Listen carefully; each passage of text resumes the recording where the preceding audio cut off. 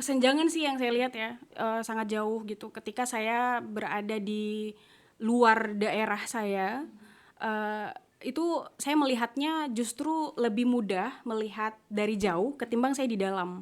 Apa tantangan terbesar menjadi guru di daerah, Kak? Banyak ya. Jadi intrinsic motivation itu, motivasi dari dalam diri itu kalau nggak cukup kuat, sebanyak apapun extrinsic motivationnya, motivasi dari luar itu nggak akan bisa. Dan biasanya yang menahan mereka untuk maju itu justru keluarga. Banyak anak-anak muda itu yang justru terhambat justru karena orang tuanya malah. Satu harimau itu bisa mimpin dan mengubah 1000 keledai. Tapi kalau satu keledai yang mimpin harimau itu habis kita. Kita sebagai anak muda itu sebenarnya bisa punya lebih dari banyak cita-cita. Saya ingat Tan Malaka sih, Tan Malaka itu bilang setinggi apapun pendidikan kita, kalau kita nggak bisa berbaur ke grassroots, akar rumput, kita nggak ada gunanya. Paling tidak kalau orang lain sudah meragukan kita, kita harus meyakinkan diri sendiri ya, karena kita cuma punya kita. Halo semua, selamat datang di podcast Ruang Tengah. Saya Emila Palau sebagai tuan rumah podcast Ruang Tengah. Saya happy sekali, ini adalah episode perdana dari podcast Ruang Tengah. Dan di episode perdana kali ini kita spesial, narasumbernya adalah seorang perempuan, juga guru, dosen, dan juga penyiar radio, juga seorang ibu. Dia aktif di kerja-kerja kependidikan dan juga pengembangan sumber daya manusia. Kalau kamu sempat ingat, teman-teman, di September 2014 lalu sempat ramai dan viral di media sosial ketika dia, sosok perempuan ini, tampil dan berpidato di depan pimpinan umat Katolik, Paus Fransiskus di Katedral Jakarta. Saya mau welcome, ada Kak Ana Nur Aulia. Halo Kak. Halo, thank you. Apa kabar Kak? Ya alhamdulillah, so great ya. Oke, alhamdulillah. Oke. Gimana kabarnya? Aman? Alhamdulillah, Aman. baik. Alhamdulillah. Terima kasih sudah menyempatkan Ya, hadir thank di you. sini Kak, sebagai yang pertama. Oke, Kak, saya mau masuk dari obrolan kita yang pertama dan pembuka. Oke. Soal sempat ramai di September lalu Kakak sebagai perwakilan ya, seorang perempuan hijab lalu berpidato di depan pimpinan umat Yeah. Katolik Paus Fransiskus ya di Jakarta. Bolehkah ceritakan pengalaman ketika itu dan apa yang paling berkesan? Lalu juga Kakak katanya seorang anggota dan volunteer dari Sekolah sih ya. Scholas Occurrentes ya. Itu gimana Kak? Jadi waktu itu saya bagian dari panitia juga. Terus memang beberapa tahun sebelum kegiatan itu saya juga merupakan siswa ya pada saat itu di sekolah. Kemudian masuk sebagai volunteer, sukarelawan gitu. Dan jadi step pertama itu lulus dulu kan.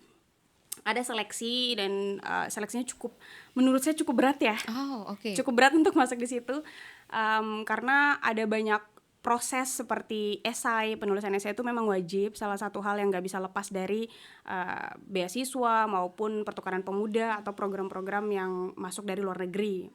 Itu kemudian interview beberapa kali lewat Zoom dan lain-lain, kemudian terpilih. Nah, setelah masuk sebagai siswa, kegiatannya waktu itu di Italia dan Afrika, saya terlibat masuk ke dalam. Kemudian pada saat di Afrika, saya masih ingat dulu, itu ada beberapa mentor dari Argentina, kemudian juga dari Italia yang masuk menemani kita gitu. Nah, dalam proses sukarelawan itu ya ke Afrika, kita turun bareng-bareng di lapangan, bertemu masyarakat dan birokrat di sana. Bahkan pada saat itu kita masuk ada sementara pemilu waktu itu. Wah, itu cukup panas waktu itu. Dan kebetulan waktu kita riset ke sana, kemudian kerja-kerja sosial bersama masyarakat di Afrika, sebelum pulang salah satu mentornya tuh penasaran Indonesia itu apa sih? Okay. Karena dan di mana itu Indonesia? Karena yang mereka tahu hanya Bali gitu. Jadi Bali itu sangat famous, terkenal sekali kalau di mata mancanegara ya. Gitu. Nah, saya bilang Bali itu justru bagian dari Indonesia gitu. Nah, kalau misalnya mau datang, saya akan sambut gitu, silahkan. Ternyata 2-3 tahun berikutnya mereka datang betulan dong. Terus menghubungi saya, kemudian kita ada Zoom kepanitiaan, kemudian mereka datang. Nah, terjadilah kesempatan Ya, berpidato kesempatan dan berpidato, bertemu paus itu ya. ya. Oke. Gitu. Kemudian pada saat itu kita ngomong soal kependidikan, kemudian toleransi. Tapi yang paling utama itu sebenarnya pendidikan. Paus Fransiskus itu sangat menekankan dan benar-benar menitik beratkan itu highlight visi misi pendidikan yang humanis.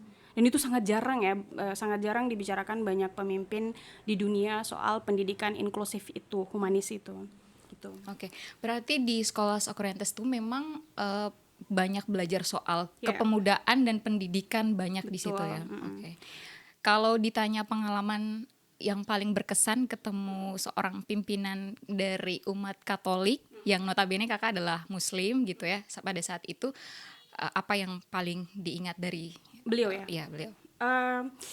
Kalau saat itu saya merasa dan sempat menangis juga kan waktu itu. Betul. Justru ingatan saya bukan jubah agama ya, seingatan saya itu ke kemanusiaan, kemudian ke pendidikan, edukasi, kemudian bagaimana seorang pemimpin itu memposisikan diri itu bukan sebagai yang mempunyai jabatan gitu atau memiliki posisi tertentu, malahan sebagai apa sih fungsi saya, peran saya, tanggung jawab saya, atau lebih famousnya itu sebagai job desk saya itu apa gitu, tugas saya apa, apakah saya dengan tugas itu kan posisi jabatan itu kan hanya sebagai fasilitas ya. Nah, dengan posisi jabatan ini saya bisa berfungsi sebagai apa nih?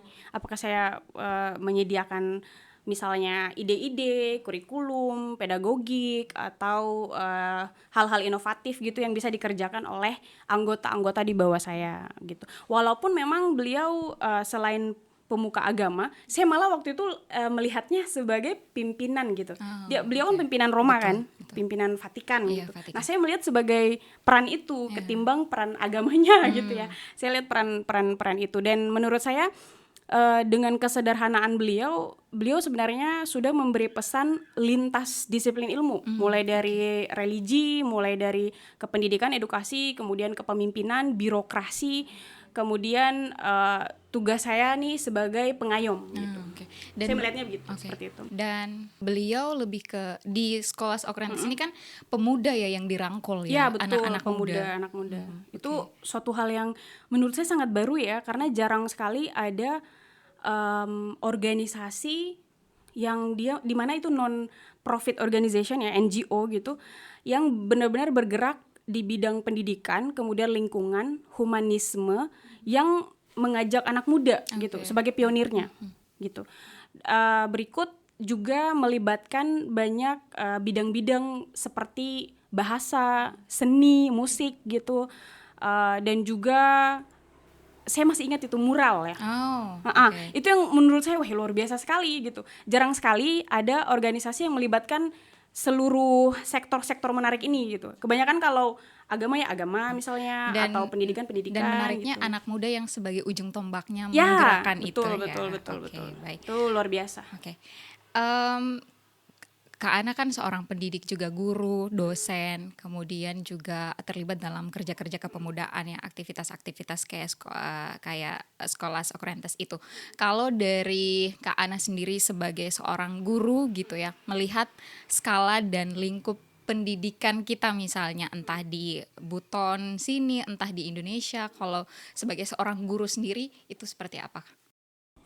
Kesenjangan sih yang saya lihat ya, sangat jauh gitu. Ketika saya berada di luar daerah saya, itu saya melihatnya justru lebih mudah melihat dari jauh ketimbang saya di dalam. Gitu. Jadi ini juga menjadi satu catatan kecil ke anak-anak muda di luar sana, ketika kalian berada di sebuah daerah yang minoritas gitu, cobalah untuk keluar. Karena kalau kamu di luar, kamu itu bisa langsung punya big screen, layar lebar gitu yang bisa melihat, drawbacks, ada kekurangan nih. Apa yang bisa saya isi nanti ketika saya pulang dari luar ya, dunia luar. Berarti bisa dibilang ada gap informasi, banyak dan banget gap pendidikan itu ya, antara di daerah dengan di luar memang ya. Sangat jauh, menurut saya jauh sih. Jauh banget. Betul. Sebagai anak muda dan sebagai seorang guru juga, apa tantangan terbesar menjadi guru di daerah, Kak? Banyak ya, tantangan tuh banyak banget. Tapi menurut saya pun ketika saya keluar di luar, kemudian bertemu dengan anak-anak muda di luar negeri gitu, tantangan setiap negara itu sama, nggak jauh beda sebenarnya. Utamanya koneksi, koneksi ya, jejaring, kemudian ruang kelas yang tepat gitu, bukan dalam yang saya maksud bukan hanya dalam lingkup fasilitas ya, secara fisik, non fisik, fisik, tapi hal-hal non fisik gitu, kayak misalnya koneksi yang bisa mengarahkan kamu setelah lulus nih mau kemana, ya, atau talent mapping ya, karir yang bagus tuh kayak gimana, terus role model itu yang sangat kurang. Kebanyakan kita kan menitik beratkan pada pembangunan fisik ya.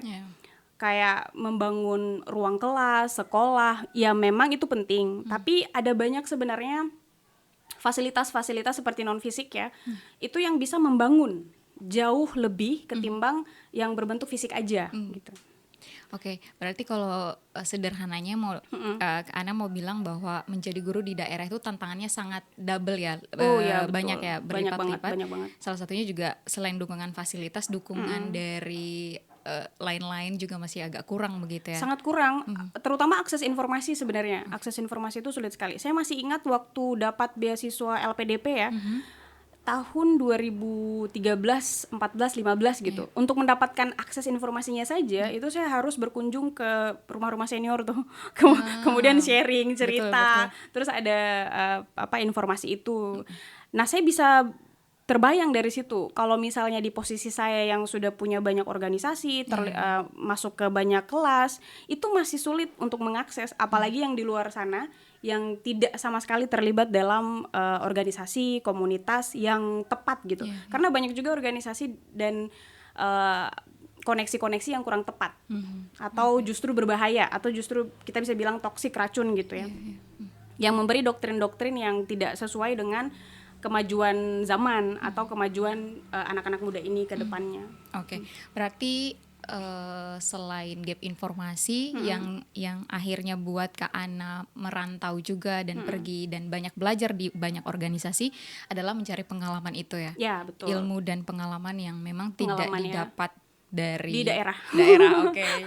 Dan dari pengalaman itu dan Kak Ana sebagai anak muda, apa yang insight yang bisa dikasih ke teman-teman muda kita soal ya pengalaman belajar, soal kemauan untuk mencari informasi dan kemauan untuk belajar itu, dan kenapa kita mesti ada terus memupuk semangat belajar itu? Satu sih yang paling penting ya, yang saya juga perolehnya itu bukan hanya dari pengalaman saya, tapi dari banyaknya podcast yang didengar, buku yang dibaca gitu ya. Kemudian dari nasihat-nasihat orang tua ya.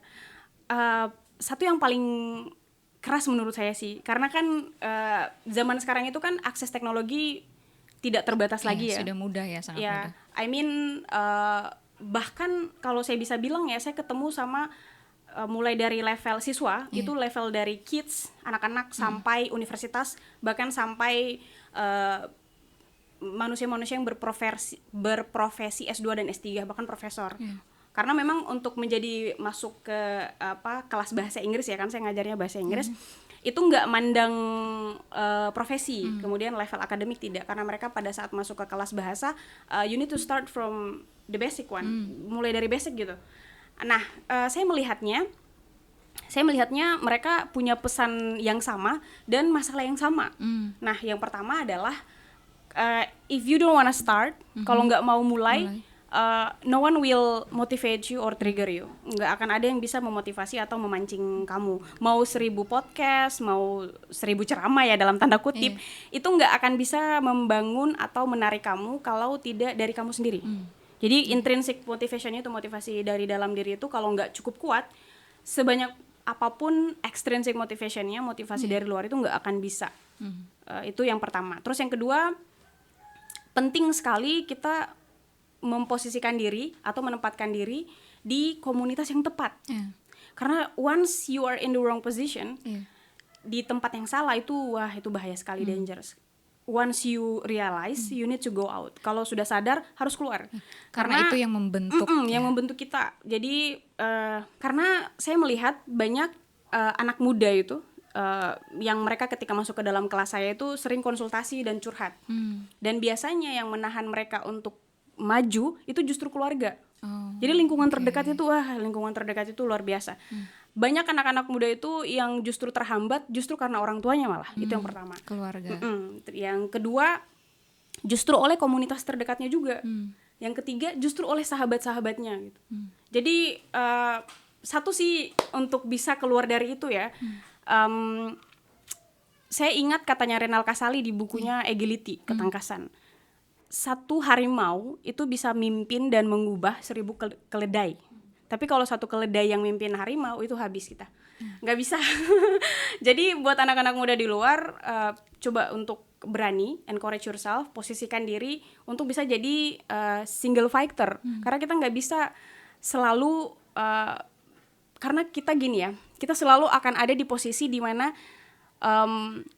kita akan tertarik oleh vibes yang negatif. Itu pasti ada. Lingkungan yang negatif itu pasti, karena itu tantangan kan, challenge gitu. Nah, kita harus bisa memposisikan diri sebagai tiger tadi, si harimau tadi, yang bukan tertarik untuk ngelakuin hal buruk, tapi membawa mereka untuk buat hal-hal positif. Dan saya yakin, I strongly believe, saya sangat percaya bahwa anak-anak muda ini kalau ditarik ke komunitas yang positif, itu potensinya luar biasa.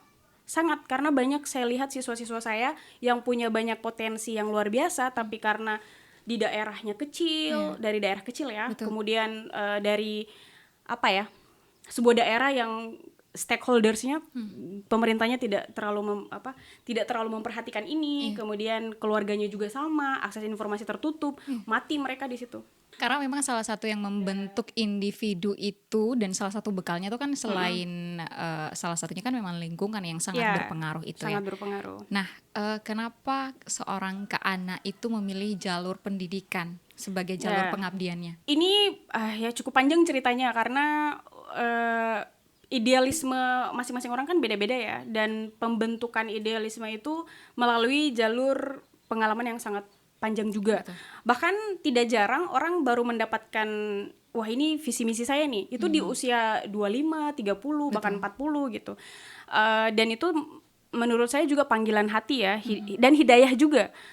Hidayah yang artinya juga hadiah dari Tuhan, yang Tuhan yang bimbing gitu. Ini kemana nih yang menggerakkan kita. Dan saya juga salah satu orang yang percaya bahwa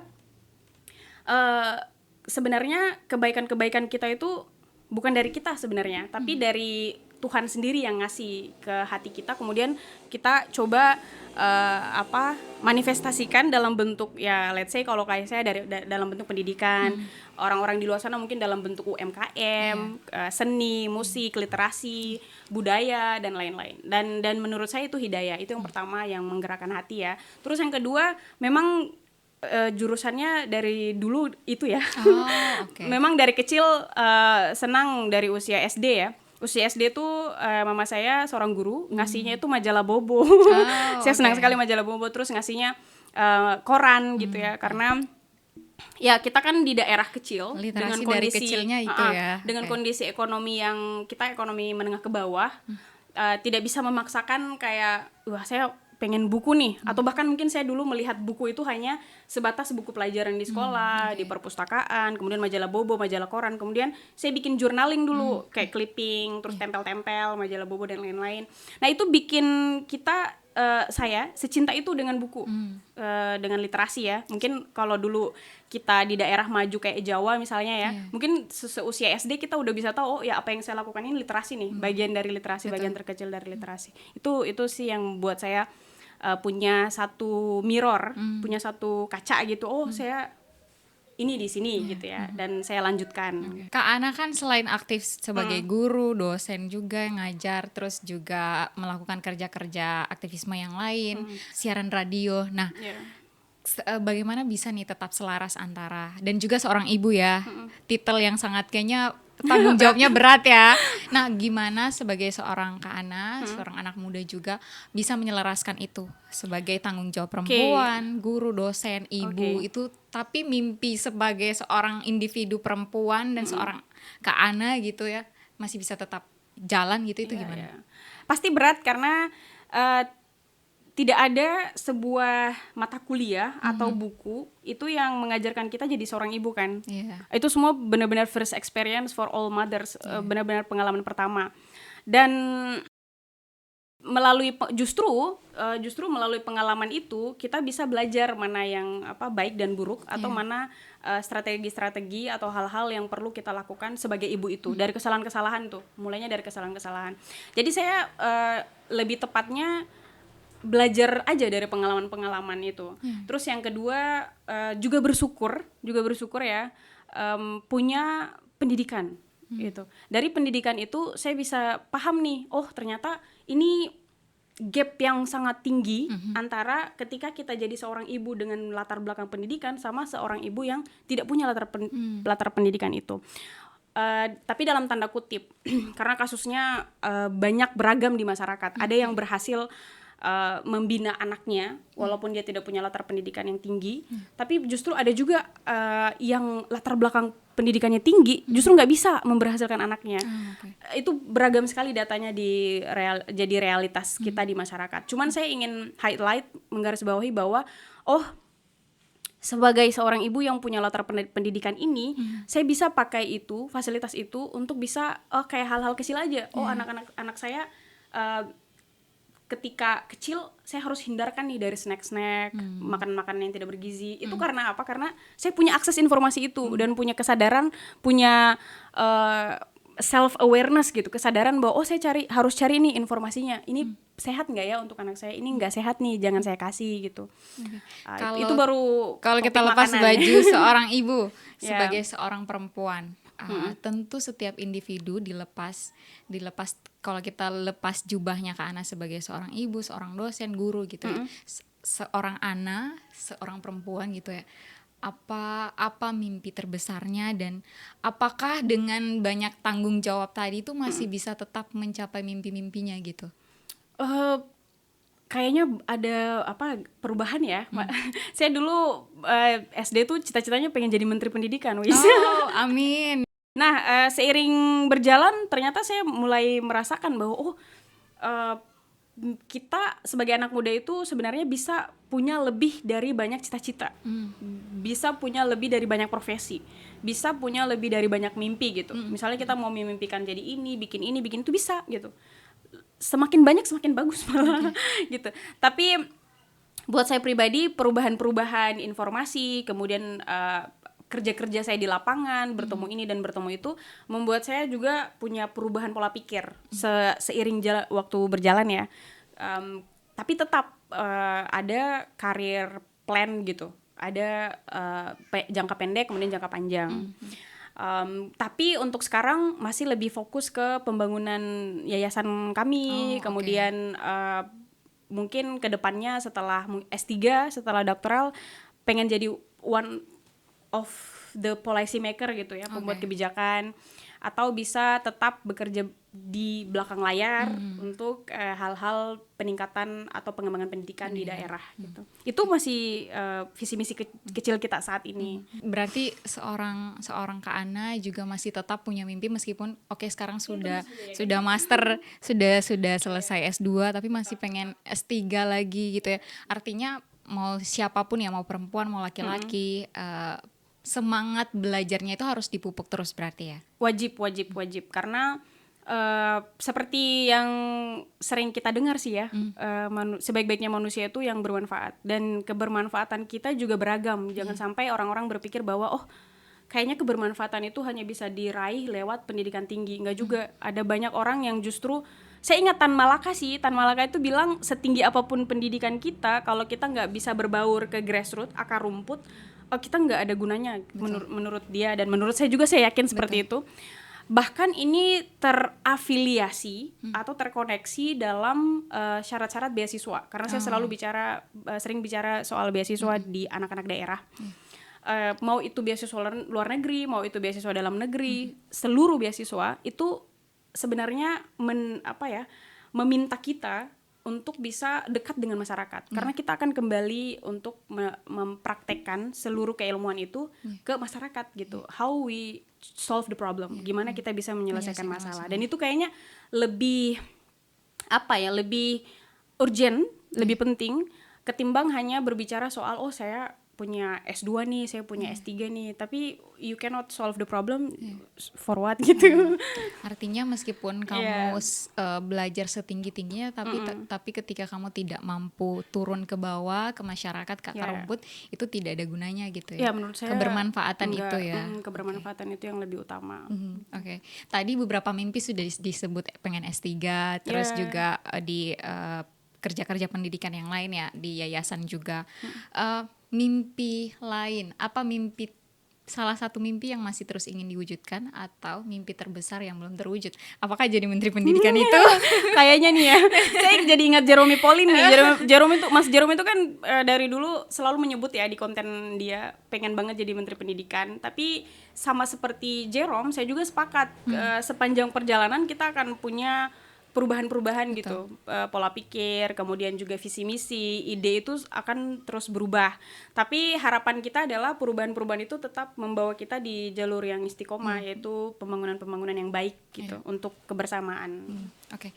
Kak, sebagai seorang perempuan dan seorang anak muda juga, mengapa perempuan harus berdaya, atau mengapa anak muda harus berdaya dan bergerak, lalu juga berkomunitas misalnya?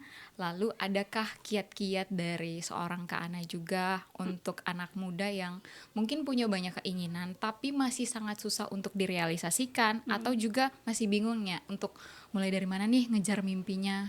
Oke, kayaknya saya mulai sebagai dari anak daerah. ampun. Kayaknya saya mulai dari itu, anak-anak muda yang kayaknya bingung ya harus mulai dari mana. Karena saya juga termasuk dulu yang cukup beruntung waktu itu diposisikan Tuhan tuh di organisasi yang tepat. Kemudian dengan teman-teman yang tepat sasaran juga, dan senior-senior yang tepat sasaran juga tuh. Karena kan ada banyak anak-anak kita yang terjebak justru di komunitas yang toksik ya, beracun sekali. Tapi mereka dimanipulasi dan tetap nyaman dimanipulasi itu gitu, di proses manipulatif itu. Nah, kalau teman-teman anak-anak muda di luar sana menjangkau podcast ini, kemudian mendengarkan, coba untuk terus-terus terhubung ke podcast-podcast yang positif. Ya, podcast-podcast yang positif, kemudian buku-buku yang positif, yang menurut saya, komunitas yang positif yang menurut saya sangat membantu kamu untuk bisa menjawab pertanyaan-pertanyaan tentang saya mau kemana ya, ke kampus mana ya, jurusan saya, komunitas apa, dan lain-lain. Talent mapping itu penting sekali.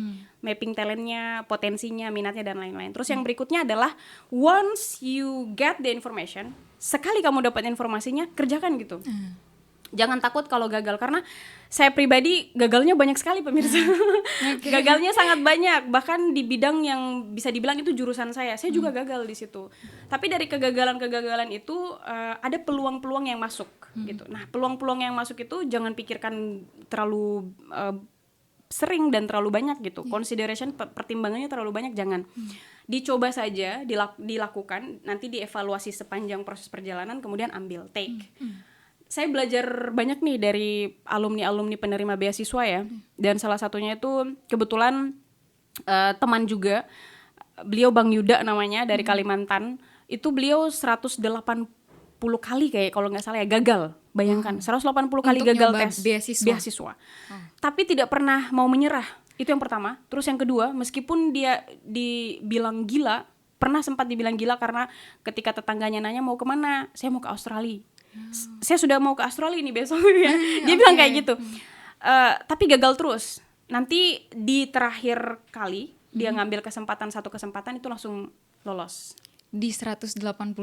Ya, 181. Berarti sekali dia lolos, jatah gagalnya habis ya. Dia sudah habisin jatah gagalnya. Dan itu 180 kali. Kita kayaknya kalau baru gagal 2 kali, 3 kali sudah langsung down deh. Kesehatan mental terganggu, guys. Betul. Kecemasan gitu. Ya, gitu. Tapi orang-orang seperti itu kan sedikit ya. Betul. Menurut saya jadilah orang-orang yang sedikit itu. Karena kalau kamu jadi yang mayoritas, kemudian ada 2 jalur, kamu yang jadi mayoritas, kamu memilih tidak yang sedikit ini yang minoritas, tapi dia yang bagus gitu, ke jalan yang benar ya. Menurut saya mending saya ngikut yang ke jalan benar walaupun sedikit, ketimbang yang banyak tapi salah gitu. Oke. Ya.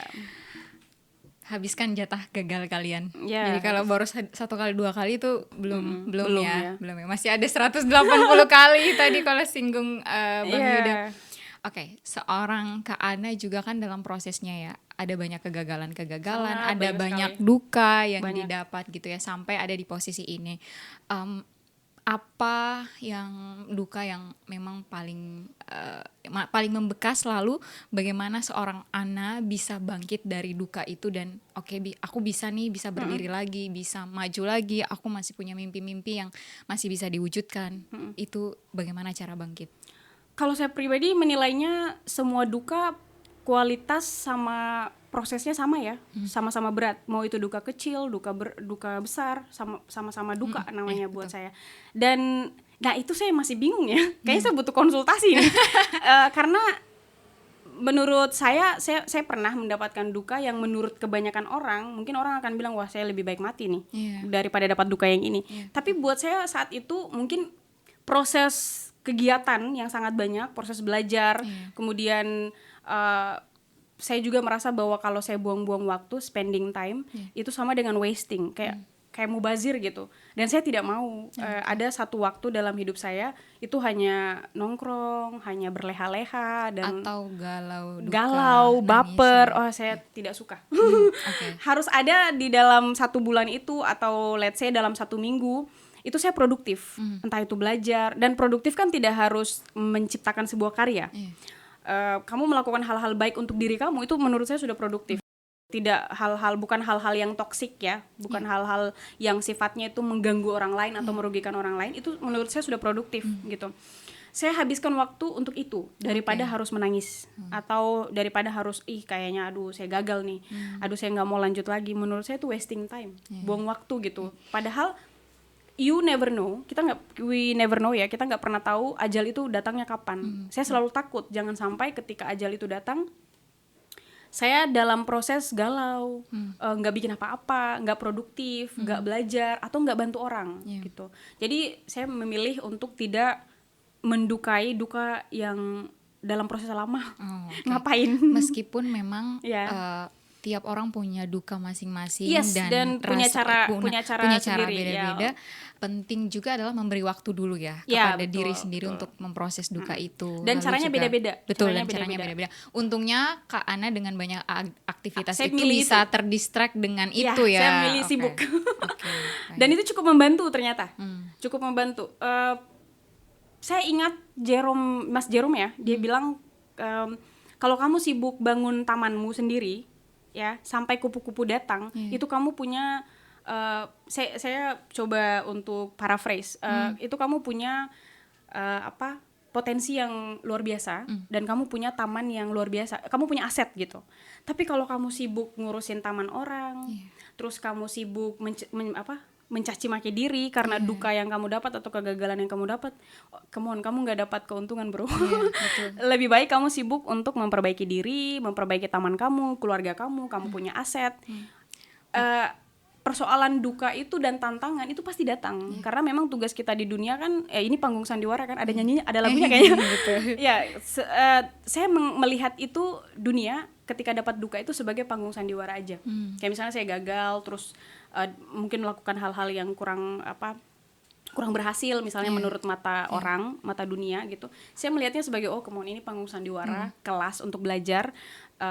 Kita nggak pernah tahu kapan dipanggil Tuhan, dan kita berharap ketika dipanggil Tuhan tuh kita punya sudah melejitkan potensi gitu, sudah buat hal-hal yang baik gitu. Dan kalau bukan diri kita sendiri yang membangun akar atau menguatkan diri sendiri, orang lain kayaknya nggak akan peduli ya. They don't care. Orang hanya akan datang ketika tadi ya bunga dan tamanmu sudah mekar, sudah mekar, sudah bagus. Tapi kalau proses baru menggarap lahan kering dan yang kebanyakan kan itu kan itu hanya ini ya, kayak mencaci maki atau membatasi ide-ide kita, kayak kita let's say misalnya kayak Emi nih, saya mau bikin ini nih, mau bikin ini. Pasti orang ketika masuk ya memang ada beberapa hal juga yang dalam tanda kutip kritik ya, atau kritik yang membangun. Tapi kebanyakan itu pasti akan bilang, kamu yakin? Iya, Masa betul. sih? Kalau betul. Orang lain, paling tidak kalau orang lain sudah meragukan kita harus meyakinkan diri sendiri ya. Karena kita cuma punya kita. Pun orang tua atau keluarga terdekat pun mereka juga punya duka dan masalah masing-masing, punya kesedihan masing-masing atau urusan masing-masing ya. Jadi kita cuma punya kita sendiri ya. Kamu nggak bisa meyakinkan. Kalau kami di komunitas debat ya, karena kita biasanya ada di debat bahasa Inggris ya, ada komunitas debat atau lomba debat bahasa Inggris. Saya selalu bilang sebagai juri, saya selalu bilang, kamu kalau nggak bisa convince yourself, if you cannot convince yourself, kamu nggak bisa meyakinkan dirimu, how come you convince me? Gimana caranya kamu orang bisa meyakinkan kita, saya orang gitu? lain ya, betul. Kamu saja nggak bisa yakinkan dirimu. Jadi kalau kamu ragu, jangan keluar di luar untuk nanya ide saya gini, ide saya gitu. Karena tapi tanya ke diri sendiri. Kamu dulu yang yakin. Kalau kamu sudah yakin, seperti penjual obat kan, itu mereka luar biasa sekali tuh. Betul, yakinnya demonya yakin sekali kan, tapi mereka sangat yakin. Akhirnya hanya dalam tidak punya panggung, tapi di pinggir jalan aja udah bisa ngumpul banyak masyarakat gitu. Apalagi kamu, kalau kamu akademisi, kamu mahasiswa, kamu punya potensi, mau bikin yayasan, bikin komunitas, kamu yakin dulu dengan visi misimu baru keluar. Pasti orang lain juga yakin. Saya suka dengan kalimat jangan memaki dirimu sendiri, karena alam bawah sadar kita tuh merekam itu ya, hal-hal negatifnya, bahasa-bahasa negatif itu akan terekam dan itu akan jadi perlakuan kita ya. Bahkan kita tidak adil sama diri kita sendiri ya kadang ya Kak. Tadi Kak Ana sudah sempat singgung bahwa sejak kecil tuh karena ibunya adalah seorang guru, jadi didekatkan dengan literasi kayak majalah Bobo, kayak koran dan lain-lain. Saya mau tanya 3 buku yang paling berpengaruh dalam hidupnya Kak Ana. Boleh saat dewasa ini atau apa? Boleh sebutkan 3 buku Kak. Saya sangat suka buku, sangat ya. Mungkin kalau perempuan agak aneh kalau tidak menyukai emas. Saya malah lebih suka, misalnya nih kalau my husband itu saya lebih suka dikasih buku ketimbang dikasih kalung. Saking sukanya, bukan dalam tanda kutip wah kayaknya ini berarti orang pintar. Oh no ya, bukan. Memang suka aja. Pertama suka, terus yang kedua saya mau bilang bahwa buku saya kan suka semua buku nih. Jadi menurut saya semua buku itu, mau dia terkenal mau tidak terkenal, mau dia isinya receh atau isinya benar-benar sebuah riset misalnya ya, itu semua saya suka dan saya pelajari. Buat saya baik itu buku maupun orang biasa atau manusia itu selalu memberikan proses nasihat, saran, kritik yang bisa kita pelajari. Itu yang kedua. Yang ketiga, 3 buku ya. Yang pertama yang menurut saya itu penting juga untuk anak muda saat ini dan juga untuk para stakeholders yang punya role sebagai pemimpin, leader, itu How to Win Your Ego. Itu ya. Terus How to Win Your Ego itu covernya warna merah. Terus Dale Carnegie penulisnya How to Influence People, gimana mempengaruhi manusia, orang ya. Kemudian berikut saya suka sekali bukunya yang berbentuk itu Sirah Nabawiyah. Nah, saya di situ belajar gimana untuk tidak merasa bahwa kalau saya paham agama, kemudian saya misalnya penghafal Quran, misalnya tidak keluar sebagai orang yang merasa saya suci gitu. Itu saya suka sekali Sirah Nabawiyah itu. Dan satu hal yang sangat saya pengen nangis. Satu hal yang sangat saya suka adalah di buku itu dia ada satu halaman yang menyampaikan kalau sekaya apapun kamu harus bisa punya nilai-nilai zuhud. Zuhud tuh dalam tanda kutip secara mungkin definisi terminologi kecilnya, sempitnya ya, itu adalah tampil sederhana. Ya itu terminologinya secara sempit. Tapi menurut saya secara luas itu juga bukan hanya tampil sederhana fisik ya, tapi juga pikiran, pola pikir gitu. Gimana kalau kita misalnya keluar sesederhana mungkin, mulai dari pola pikir, pakaian, pola pikir, kemudian gimana cara kita berdialog dengan orang dan lain-lain. Itu saya pelajari itu dari 3 buku itu. Nah, yang poin terakhir, saya melihatnya teman-teman anak-anak muda di luar tidak hanya mencintai buku secara fisik, tapi juga buku lain dalam hal pengalaman ya. Jadi kita tidak hanya membaca buku secara fisik, tapi juga membaca buku pengalaman pengalaman hidup gitu. Dan itu lebih tepat sasaran, memberikan motivasi dan nasihat gitu, kayaknya tips trik yang harus saya gimana nih jalani kuliah, jalani pekerjaan, jalani rumah tangga, kemudian dan lain-lain. Kalau kata Pramudia Nantatur, seseorang tuh harus mulai adil sejak dalam pikirannya. Ya, Dan untuk betul. adil dalam pikiran kan dia butuh banyak belajar, banyak baca, banyak ngobrol juga ya. Oke. Nyambung agak sedikit filosofis, apa nilai-nilai hidup yang sampai saat ini seorang Kak Ana pegang, yang akhirnya bisa bawa Kak Ana mau kemanapun pergi, mau sejauh manapun, mau sampai Vatikan pun, apa yang terus dipegang Kak? Yang pertama itu kesederhanaan, itu yang pertama ya. Terus yang kedua adalah bagaimana kita bisa melihat orang itu tidak dari status sosial, atau tidak dari materinya, atau posisinya gitu. Jubah posisinya itu dilepas dulu. Sama juga kayak kita kalau ketemu orang, jubah peran kita itu kita lepas dulu gitu, untuk bisa membuat komunikasi kita itu apa adanya, jujur ya. Karena kan it's different, it beda pasti kalau kita ketemu dengan orang-orang yang jubah posisinya tuh dia pegang erat. Tapi keren sekali kalau kita, ya walaupun memang tetap harus ada batasan-batasan ya, sopan santun, kemudian moralitas, standar moralitas dan lain-lain gitu. Terus berikutnya, ini kayaknya yang paling, kalau saya yakin ya, I'm sure ada banyak podcast, ada banyak buku, ada banyak komunitas yang baik, positif, itu sering menyampaikan banyak hal positif juga, yang dalam tanda kutip zaman sekarang kayaknya aksesnya terbuka luas tuh. It's just yours yang mau menentukan saya mau punya waktu untuk baca atau enggak. Tapi kalau misalnya kamu mau membaca dan mendengarkan, ada banyak sekali. Nah, paling dari selama saya hidup ya sampai sekarang ini, itu hanya satu yang bikin saya masih bertahan ya, yaitu kalau kamu banyak merenungi kegagalan ya, kesalahan, itu kamu nggak akan bisa maju. You cannot grow, nggak bisa tumbuh. Itu berat sekali, nggak bisa tumbuh kalau misalnya terlalu lama di dalam posisi kamu gitu. Terus yang berikut, kalau kamu tidak terlepas dari jubah akademisi kamu, merasa bahwa kayaknya saya sudah sampai di sini nih, kamu akan berhenti, tidak maju lagi, tidak berkembang. Terus yang berikut, kalau kamu membatasi diri, ego kamu tinggi, kayaknya akan sulit menjalin hubungan dengan komunitas, dengan masyarakat, dengan akar rumput, grassroots dan lain-lain. Jadi buka dirinya selebar mungkin, buka pemikirannya selebar mungkin, tapi tetap ada batasan-batasan value gitu. Dan selalu mengosongkan gelas ya. Ya, kosongkan gelas itu. Jangan mudah puas ketika sudah belajar satu hal atau dan sudah merasa bisa. Betul. Tapi setiap hari kita bisa terus belajar gitu ya. Ya, dari siapapun ya. Are you happy? Sure, ya, sangat karena standar kebahagiaan orang masing-masing beda ya.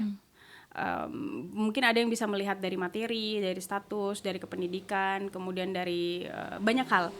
But for me, untuk saya tidak, mungkin kita harus punya satu fundamental ini, bahwa kita nggak bisa setiap hari atau setiap saat bahagia. Justru kalau kita setiap hari dan setiap saat bahagia, itu ada yang aneh itu. Pasti selalu akan ada tantangan. Dan buat saya pribadi, semakin banyak tantangan, semakin banyak berkegiatan, semakin banyak terhubung dengan masyarakat, semakin banyak hal-hal yang dibuat atau dilakukan, dan itu bisa bikin orang lain bahagia. Saya juga bahagia di situ. Ada kebahagiaan di situ. Visi misi kita nggak tercapai, wah kayaknya itu bikin stres ya. Gitu. Satu pertanyaan terakhir. Ya.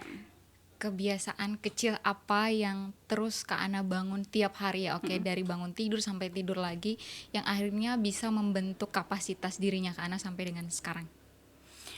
Yang paling utama itu adalah nulis. Menulis. Jadi kebanyakan orang berpikir bahwa kayaknya kalau saya nulis kayaknya harus sesuatu yang luar biasa deh. Berarti. Journaling itu nulis dari kecil tuh, dari SD, SMP, SMA, kuliah, kemudian bekerja, selalu ada note gitu, ada catatan. Itu yang paling bisa jadi ruang gitu. Karena kan kita tidak selalu bisa trust to anyone gitu. Kita kadang juga punya distrust issue. Ada beberapa hal yang bisa atau tidak bisa semua orang kita percayai gitu atau kita beri amanah. Nah, salah satunya adalah you can have your book and your pen gitu. Bisa nulis di buku, bisa cerita ke buku, bisa journaling gitu. It's so much help, giving help, sangat membantu ya. Selain itu ya ke Tuhan. Ya, ke Tuhan itu penting sekali karena in the end pada akhirnya adalah karena tidak semua orang kita bisa percayai, bahkan orang terdekat, kita juga tidak bisa membuka semua ide ke semua orang atau rencana kita, ya kita hanya punya Tuhan. In the end, pada akhirnya gitu. Pada akhirnya kita hanya dan diri kita dengan Tuhan. Kita diri kita dan Tuhan gitu. Oke. Kak, terima kasih. Thank you. Dan semoga semangat ini yang bisa terus dibawa dan teman-teman juga bisa belajar. Kita sama-sama belajar, artinya betul. Tiap waktu tuh adalah daerah atau tiap orang tuh adalah guru dan kita semua bisa tempat adalah ruang kelas, ya. termasuk podcast hari ini. Karena terima kasih waktunya. Thank you. Lanjut terus. Sehat-sehat. Terima kasih teman-teman sudah menyaksikan podcast Ruang Tengah. Kita ketemu di episode selanjutnya.